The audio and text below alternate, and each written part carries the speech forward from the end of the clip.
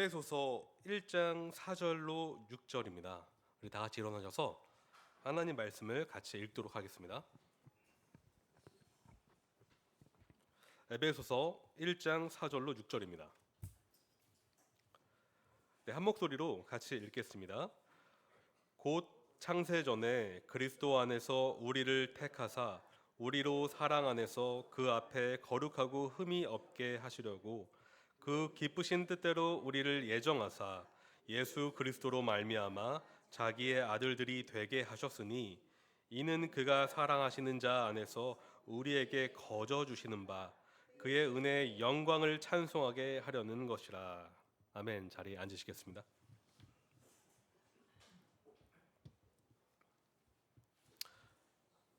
예나 지금이나 미래나 변치 않는 사실이 하나 있습니다.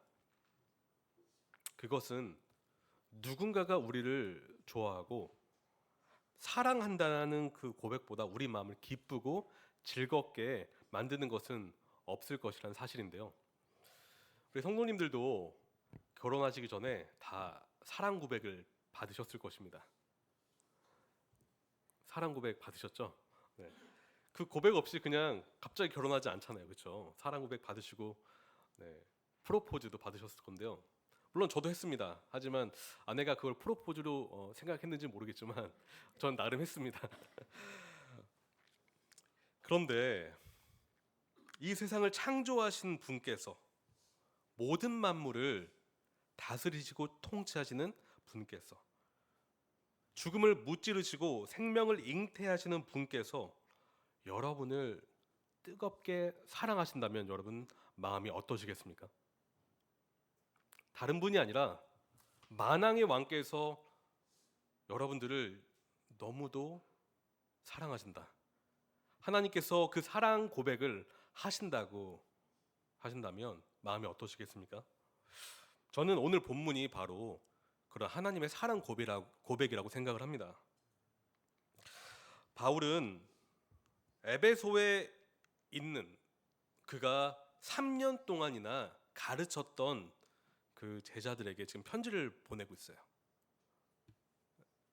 감옥에서 그가 메인 상태에서 결박당한 상태에서 성도들에게 편지를 보내고 있는데요. 바로 에베소에 있던 제자들은 지금 황제 숭배라는 압박감이 시달리고 있었습니다. 아르테미스 여신을 우상으로 섬기는 그런 문화 가운데 있었습니다. 또한 그 도시는 굉장히 번성한 도시였죠. 환락과 사치, 성적 타락과 방종의 유혹에 노출되어 있는 제자들이었습니다. 그런데 그 믿는 제자들에게 흔들리지 말라라고 권면하는 책이 바로 에베소서입니다. 에베소 교인들은 특별히 문제가 있었던 건 아니에요. 그런데 이러한 영적인 어려움이 계속해서 도전받고 있었던 그런 상황 가운데 있었던 것은 사실입니다. 그 제자들에게, 사랑하는 형제 자매들에게 흔들리지 말라라고 지금 권면하는 책인데요. 바로 무엇을 통해서 권면하고 있을까요? 하나님의 사랑 고백이라는 것이죠. 하나님이 우리에게 어떤 복을 주셨는지 다시 바라봐라. 하나님이 우리를 어떻게 사랑하시는지를 다시 기억하라. 하나님이 우리에게 주신 은혜가 무엇인지 바라보라 라고 말하고 있습니다. 그런데 바울은 특별히 성부 하나님이 계획하신 위대한 구원을 바라보라고 하고 있습니다. 성도님, 왜 믿는 성도들에게, 구원받은 제자들에게 구원에 대해서 다시 이야기하고 있을까요? 왜 그럴까요? 우리는 우리가 받은 구원이 무엇인지 깊이 묵상할 때 우리 안에서 기쁨이 샘솟는다는 것입니다. 우리가 흔들리지 않을 수 있다는 것입니다. 상황은 흔들려고 그렇게 우리를 어지럽게 만들어도 우리는 흔들리지 않을 수 있는데 우리가 받은 구원이 무엇인지 기억할 때 그렇게 될 수 있다는 것인데요. 이 본문 있잖아요. 3절부터 14절은 본래 한 문장이에요. 한 문장. 원어로 봤을 때 한 문장으로 되어 있습니다. 굉장히 깁니다. 한 문장. 굉장히 긴데요. 지금 우주적인 구원이라는 장엄한 대서사시를 바울은 폭포수처럼 쏟아내고 있어요. 그런데 구원은 바로 세상이 만들어지기 전부터 하나님이 계획하신 것이다라고 말하고 있어요. 우리는 선택이나 예정을 수학적인 논리로 이해하려는 경향이 있습니다. 그래서 신학자들 사이에서도 이거 가지고 좀 논쟁을 해요. 논쟁을 합니다. 그래서 창세전에 택하시고 예정하신 성부 하나님의 계획을 우리 인간적인 논리로 자꾸 보려고 하기 때문에, 그러면 선택하셨으면 하나님이 선택하지 아니한 사람은 어떻게 될 것인가, 이런 식으로 자꾸 논쟁한다는 것입니다. 그런데 바울은 그것을 말하려고 이 글을 쓴 게 아닙니다. 그가 말하는 관점이 있다는 것이죠. 그것은 바로 하나님의 사랑이 어떠한가를 우리에게 알려주려고 이 선택과 예정을 말하고 있어요. 하나님이 우리에게 주신 구원이 얼마나 위대하고 대단한지를 우리에게 알려주려고, 그리고 에베소 교인들에게 알려주려고 이 선택과 예정을 말하고 있다는 것이죠. 오늘 본문을 보시면 이렇게 말하고 있습니다. 곧 창세전에 그리스도 안에서 우리를 택하사 우리로 사랑 안에서 그 앞에 거룩하고 흠이 없게 하시려고 라고 말하고 있는데요. 성경은 하나님의 택하심과 예정은요, 사랑 안에서 이루어졌다고 말하고 있습니다. 하나님의 기쁘심을 따라 이루어졌다라고 말하고 있습니다. 다시 말해 바울이 말하고 싶은 것은 우리의 구원은 은혜 중에 은혜라는 것이죠. 이것은 우리의 인간의 공로와 노력이 껴 들어갈 수가 없는 하나님의 주권적인 은혜라는 것을 강조하고 있습니다. 4절은 보시면 중요한 단어가 우리를 택하사라고 말하고 있어요. 택하사, 선택하셨다라고 말하고 있고요. 5절의 중요한 단어는 예정하셨다. 비슷한 단어예요. 비슷한 단어. 이 선택과 예정은 모두 공통점이 하나 있는데 모두 창세 전에 이루어졌다는 것입니다. 그러니까 하나님의 계획은 갑자기 탁 튀어나오는 것이 아니에요. 영원 전부터 계획된 것이기 때문에 어느 누구도 이 계획을 실패로 이끌 수가 없다라는 것입니다. 왜냐? 창세 전에 계획된 것이기 때문에. 영원 속에 예비된 구원이기 때문에 우리의 구원은 영원까지 지켜질 수 있다라는 것입니다. 바울은 지금 에베소 교인들에게 이 사실을 말하고 있습니다. 여러분, 창세 전이라는 이 시점은 따라서 사람의 공로가 아닌 하나님의 주권적인 은혜로 되는 것이 구원이다라고 지금 말하고 있습니다. 그런데 선택과 예정을 제가 조금 이해시켜드리기 위해서 좀 제가 설명을 해드리고 싶은데요. 선택은 예정과는 다르게 이러한 초점이 있어요. 누구를 선택했는지가 초점이에요. 누구. 그리고 예정은 무엇을, 목적이에요. 무엇을 위해 미리 정했는가, 이것이 좀 초점인데요. 선택, 누구를 선택했는가, 대상이 초점입니다. 그런데 이 대상은 궁극적으로 어떻게 무엇을 위해서 선택되었는가로 연결이 되는데요. 이 선택이란 단어에는 무엇으로부터 부름을 받은 이라는 의미가 있습니다. 그러니까 이 단어는 구별된 이라는 의미가 함축되어 있어요. 다시 말해 선택이라는 것은 구별되기 위해서 하나님께서 주권적으로 하시는 행위라는 것입니다. 예를 들어 볼게요. 여기 남편분들이 계시잖아요. 수많은 여인 중에서 누구를 선택하셨습니까? 지금 같이 살고 계신 아내를 선택하지 않으셨습니까? 단 한 여인만 선택하셨어요. 그렇죠? 지금도 그 여인과 살고 계십니다. 그런데 수많은 여인 중에서 그 선택하신 아내는 구별된 존재입니다. 특별히 사랑하기로 결정한 그런 사람이라는 것이죠. 그래서 구별됐어요. 수많은 여인이 있지만 아내가 독특하게 구별됐습니다. 바로 이러한 것처럼 하나님은 우리를 선택하실 때 특별한 사랑을 주시기 위해서 구별시켜 놓으셨습니다. 구별됐다. 바로 우리가 성도가 됐다라고 하죠. 구별된 존재, 거룩하게 된 존재, 바로 이것이 선택의 개념입니다. 그래서 4절을 보시면 이렇게 말하고 있어요. 곧 창세전에 그리스도 안에서 우리를 택하사 우리로 사랑 안에서 뭐라고 하고 있죠? 그 앞에 거룩하고 흠이 없게 하시려고. 선택의 결과가 무엇입니까? 거룩하고 흠이 없게 된 존재가 되어버렸습니다. 이것은 위치적으로 우리가 구별됐는데 그 위치적으로 구별된 존재로서 이제 앞으로 구원에 합당한 삶, 바로 거룩하고 흠이 없는 삶을 살아가는 것, 이것이 바로 선택의 목적입니다. 그래서 우리가 구원받기 전에는 거룩을 쫓지 않았습니다. 하나님을 따라 살고 싶지 않았다는 것입니다. 하지만 우리가 구원받고 난 뒤에 어떻습니까? 거룩한 삶을 살고 싶죠. 하나님을 위한 삶을 살고 싶습니다. 하나님께 영광을 돌리는 삶을 살고 싶습니다. 그 이유가 하나님이 우리를 창세전에 선택해 주셨기 때문입니다. 둘째, 예정인데요. 예정은 아까 드렸다시피 무엇을 위해 미리 정했는가, 이러한 뜻이 있습니다. 왜냐하면 예정은 미리 경계를 정하다라는 의미이기 때문입니다. 미리 경계를 정하다. 다시 말해 미리 목적을 정하다. 이 말은 하나님께서 우리 운명론적으로 로봇과 같이 우리를 이렇게 해 저렇게 해 기계적으로 뭔가를 하게끔 하셨다는 뜻이 전혀 아닙니다. 우리는 주권적으로 우리 일을 해요. 우리는 주권적으로 우리가 선택을 합니다. 우리가 결정을 합니다. 하지만 그 배후에 하나님이 계시다는 것입니다.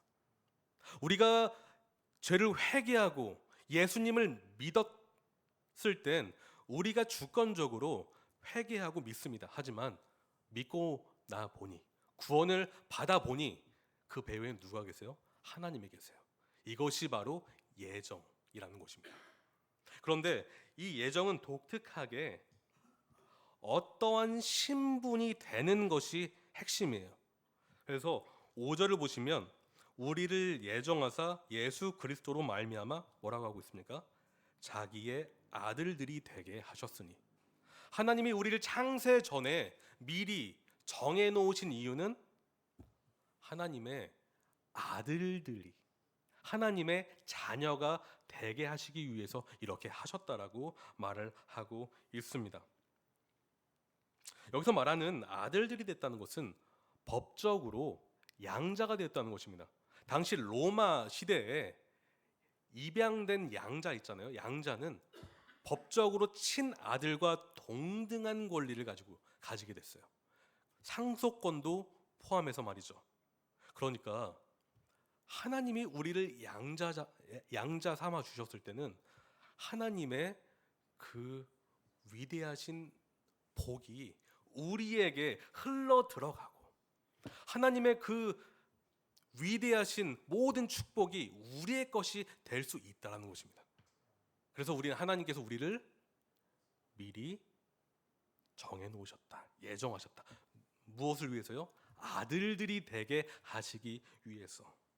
바울은 지금 이 놀라운 신비를 에베소 교인들에게 다시 일깨워주고 있어요. 기죽지 말라고 말이죠. 세상에서 흔들리지 말라고 말이죠. 누가, 어떤 존재가, 심지어 황제라 할지라도 우리의 정체성을 뺏어갈 수 없고 우리의 신분을 없앨 수가 없으며 우리가 가지고 있는 그 권리와 장차 하늘에 예비된 그 축복을 뺏어갈 수 없는 이유는 우리의 구원이 하나님으로부터 말미암았기 때문이다라고 말하고 있습니다. 성도님 어떠세요? 바울이 지금 이렇게 말씀하고 있는데 성도님은 이 사실 믿으십니까? 이 사실로 말미암아 마음이 다시 하나님을 쫓는 가운데 담대하게 살 수 있는 이 담력이 생기십니까? 그런데 지금 바울은요, 한 가지 계속 반복해서 말하는 게 있어요. 3절부터 14절까지 성도님들이 한번 읽어보세요. 읽어보시면 반복해서 계속 말하는 게 있는데, 그것은 바로 그리스도 안에서라는 표현을 계속 말하고 있습니다. 그런데 이 바울 서신을 보잖아요. 그리스도 안에서, 예수 안에서, 그 안에서, 아들 안에서, 이 안에서, 바로 그리스도 예수 안에서라는 표현을 계속 얘기해요. 이 에베소서만이 아니고요, 많은 그가 쓴 서신을 보시면 계속 얘기하고 있습니다. 바로 바울 신학의 핵심인데, 모든 축복이 누구를 통해서 흘러나온다고요? 예수 그리스도를 통해서. 그런데 이 축복은 오직 그리스도 예수 안에 있을 때에만 우리의 것이 될 수 있습니다. 창세전에 계획된 하나님의 이 축복은 오직 그리스도 예수를 믿는 백성에게만 흘러갈 수 있다라는 것입니다. 그래서 바울은 그리스도 예수 안에서를 계속 말을 하고 있습니다. 저는 이제 말씀을 정리하면서 이런 생각을 해봅니다. 세상은 성과를 요구합니다. 세상은 실력을 보여주라고 합니다. 세상은 열심히 노력해서 결과물을 가져오라고 말을 합니다. 물론 우리는 열심히 일을 해야 되고, 열심히 노력을 해야 되고, 열심히 무언가를 함으로 인해서 성취를 해야 합니다. 하지만 그것으로 말미암아 우리의 존재가 가치 있어지는 것이 아님을 기억하십시오. 세상은 가치 있는 존재가 되기 위해서 노력하라고 말합니다. 하지만 이미 우리는 하나님이 가치 있는 존재로 택해 주셨습니다. 하나님은 이미 우리를 사랑하시기로 결정하셨습니다. 그러므로 우리가 그 사랑으로 말미암아 열심히 살아가는 것입니다. 우리가 그 사랑으로 말미암아 거룩을 쫓아가는 것입니다. 우리가 그 사랑으로 말미암아 봉사하는 것입니다. 우리가 그 사랑으로 말미암아 기도하는 것이며, 우리가 그 사랑으로 말미암아 서로 연합하는 것입니다. 하나님은 이미 우리를 창세 전부터 사랑하기로 결정하셨습니다. 그러므로